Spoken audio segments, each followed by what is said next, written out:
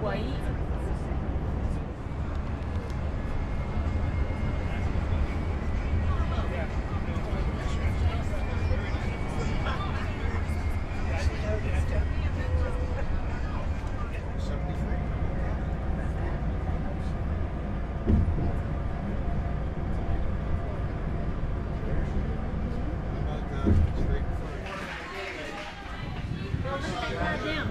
Go ahead. I see. I see it.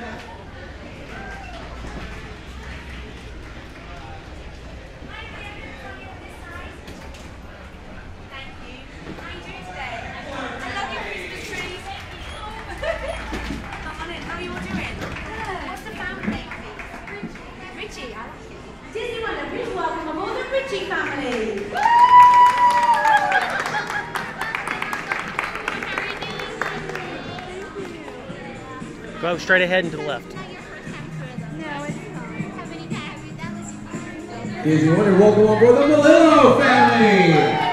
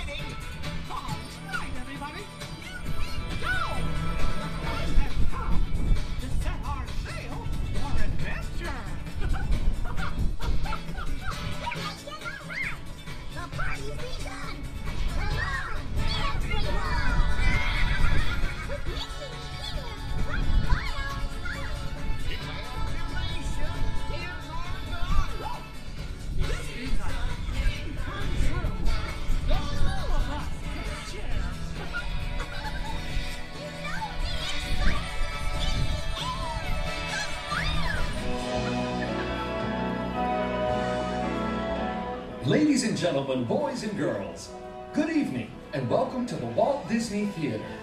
And now, please welcome your cruise director, Kristen Abbott. As the announcement said, good evening. I'm sorry, we're just not used to having people in here at 9 a.m. in the morning. Everybody doing all right this morning?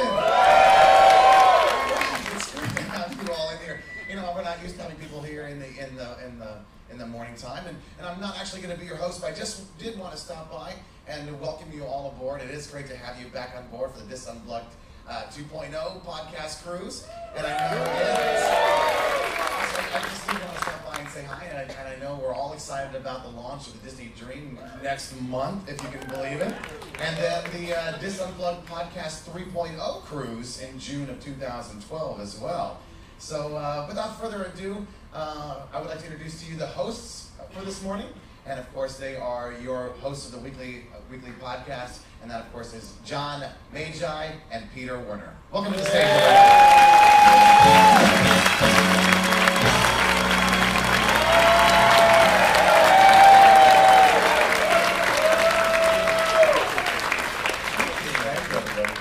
Can't see anything with those lines. Good evening. Good evening. I want more of that. Every time I walk into a room, I want to hear that music. Well, welcome everybody. It's really weird. I can't see anybody. Welcome to Podcast Cruise 2.0. Finally here. It's not a Disney Unplugged event without housekeeping. Housekeeping! A couple of announcements we want to make. First of all, sometime between 10:15 and 10:45, there's going to be a shipwide announcement. Doesn't have to do with us, not our concern, but they can't block it out of this theater. So we're just going to try to get through it. Hopefully it'll be a part of the show where it won't disturb anything. Next, I want to remind everybody that the party on Castaway Cay tomorrow is actually in Gumbo, Limbo, Dumbo. I don't know what it's called. It's called something. At Cookies One. So let's make sure we make it there instead of the other place. And finally, if you're going to be joining us later this afternoon for the Jody Benson concert, she's going to have her autograph signing right afterwards in Preludes. So we're going to clear the theater and we're going to go to Preludes, and she'll be all set up to sign autographs. Celebration, we had cake and so forth, and Nancy Reagan came down and dedicated it. So this is my main claim to fame, I guess. This was the Donald Duck's 50th anniversary in 1984. I decided when we were in marketing meetings several months ahead of time, almost a year, that it'd be fun if we could pose a shot of Donald Duck going down the street, followed by 50 Peking ducks. And the crowd laughed and said, yeah, well, why don't we come with something practical? And I said, no, I think we can do it. They said, well, are you sure you can do it? And I said, I don't know. So we called our bird expert, and he didn't know whether you could do it or not. So he got a hold of some of his experts. They said, yeah, you could do it, but whoever it is that they're supposed to follow has to bond with the ducks from the time they're born. So we sent Donald down to Miami when they were getting ready to hatch out, and he gets down on the floor with these little yellow creatures and got some wonderful pictures which ran on NBC that night. And we brought them up and we put them out in the campgrounds until they grew up, and we brought them over and we built a kind of a shed back of my office at City Hall where we could keep an eye on them. And every morning we would bring them out on Main Street and walk them down the street with Donald so they get used to the business. Well, one of the problems we had, it was a real problem, when we decided we ought to have little party hats on them. So we went out to the cage, and they had the guys in wardrobe that had a little peak hat. And we started putting the hats on the duck. Well, the minute you put a hat on one duck, all the other ducks would attack him and try to tear it off. So we fought that problem for a little while, and suddenly discovered that if we would put the hat on the duck, put him over on this side by himself, and put the hat on the next one, as long as everybody had a hat on, they were fine. So this was how they would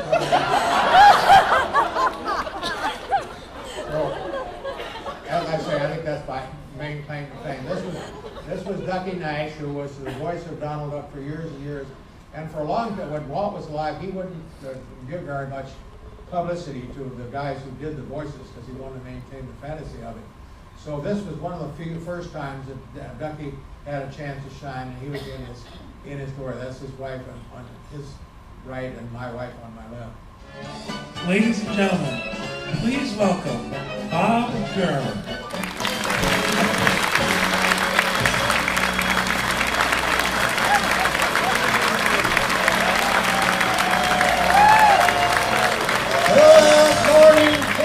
Everybody got up really early this morning. Everybody still awake? Yes. Have you had any fun yet? Yes. You gonna have fun tomorrow? Yes. Oh, it's gonna be great over there in the Key out there, and we're gonna barbecue and have a really great time. Next day, after that, we're gonna do autographs, photographs.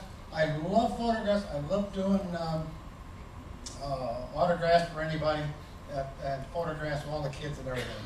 Anyway. Let's talk a little bit about how Walt Disney worked. That's one of the most common questions I get all the time. Everybody knows today you have presidents, vice presidents, layers of people, you have committees, project managers, all of this stuff. Flow has to go up, flow has to go back down, and it all kind of gets lost. People would always ask, they would say, for example, the monorail. When you did that in 1959, that was 8 months.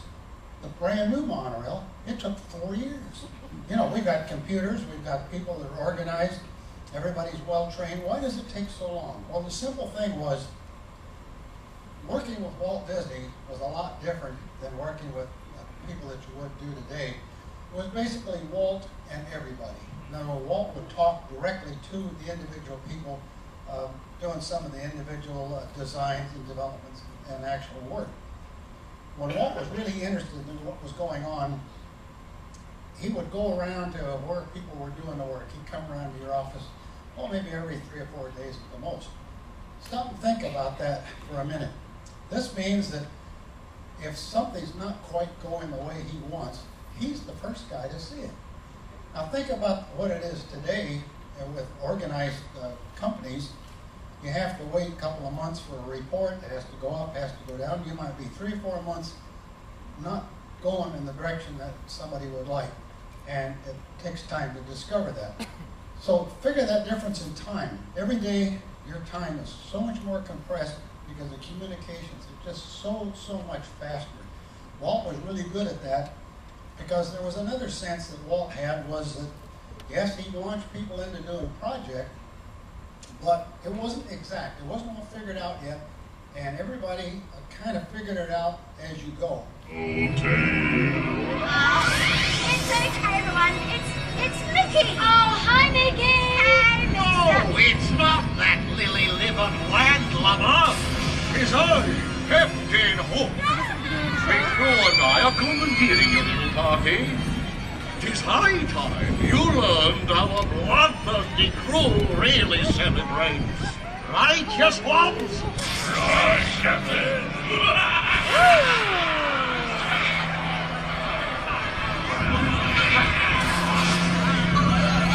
Mickey won't let you get away with this. You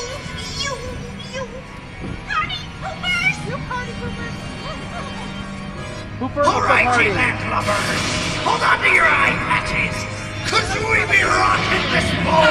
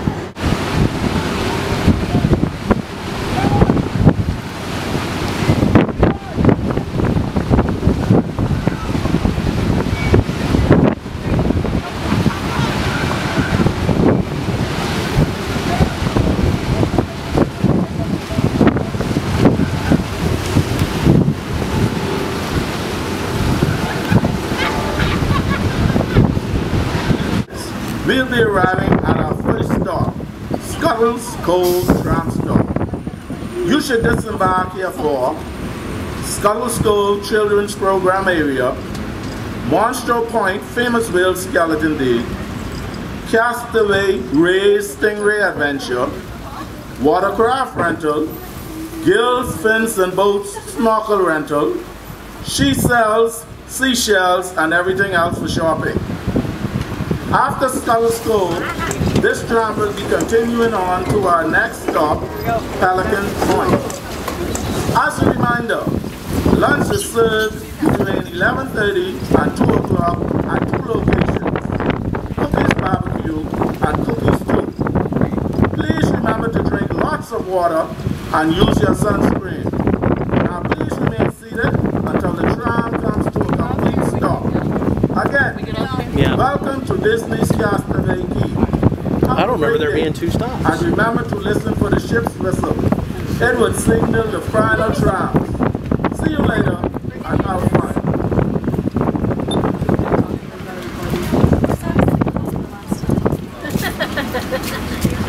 I asked Mike when the guy was working this trip. Really? Nice. I can't come with that guy. Really? You must add to my collection. I set the bar too high. You did.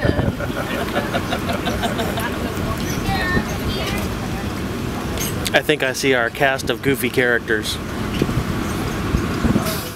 It's tequila based, so every cocktail it has its base, it has the additional flavors and juice for a mixer.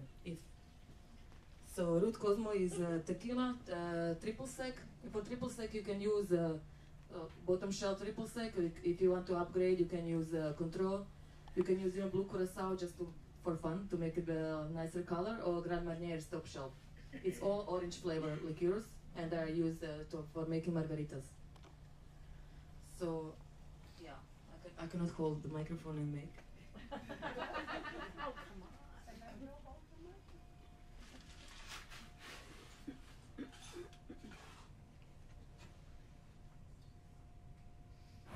Ladies and gentlemen, girls and boys, your attention please. This is the duty officer speaking from the bridge. We will be sounding our ship's horn from the forward funnel. For those of you on the open decks at this time, you may want to cover your ears. Again, we will be sounding our ship's horn from the forward funnel, and for those of you that are on the open decks at this time, you may want to cover your ears. Thank you for your attention.